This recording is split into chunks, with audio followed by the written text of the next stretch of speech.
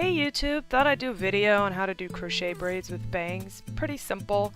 You start with a Beehive cornrow pattern. Just make sure whoever's doing yours does it all the way to the top and not in this weird little braid formation I got going on there. Makes things a lot easier. The hair I'm going to be using is Freetress Presto Curl number 33.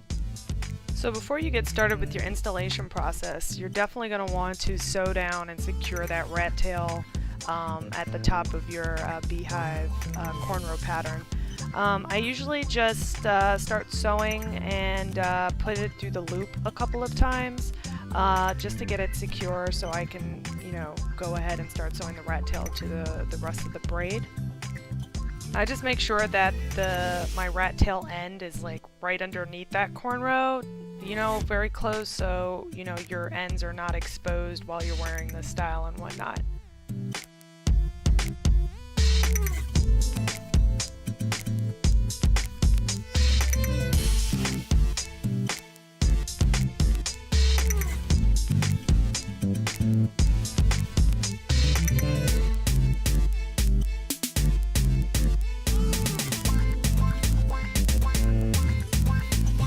So once you open your pack, you take it out and you cut it in half because I'm going to be wearing this hairstyle short.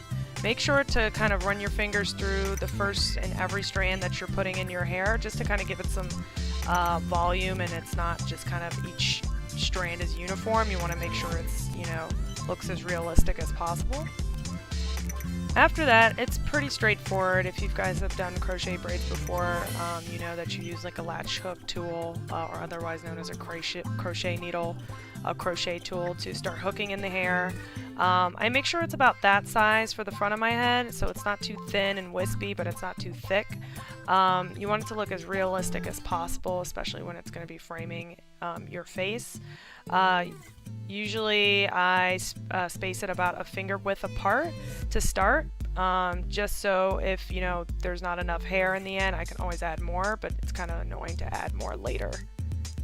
If you're lucky enough to have a friend like me, we both do each other's crochet braids, so she usually does the back for me and I do the front, and we get it done in about 2.5 hours or less.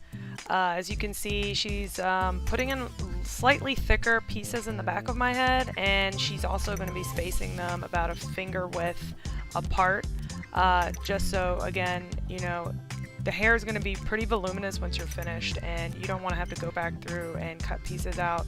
So always start with less and then always add more in. That's a lot easier, and it's a lot easier to shape as well when you don't have that much hair hanging from your tracks.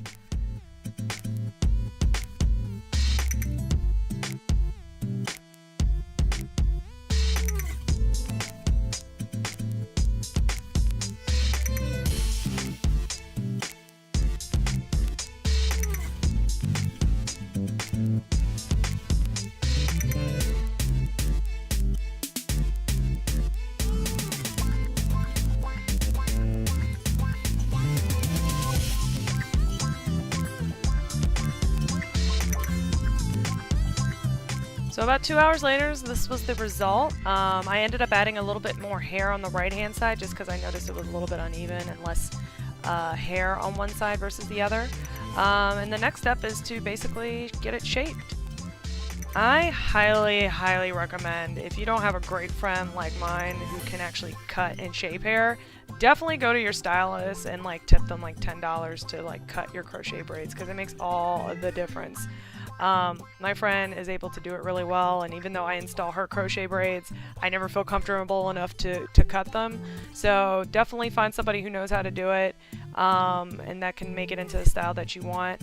She just ended up kind of layering it for me, kind of tapering the hair toward my neck, toward the bottom, and she cut my bangs a little bit more in the front, so they were not so much over in my eyes, but kind of just right above my eyebrows and whatnot.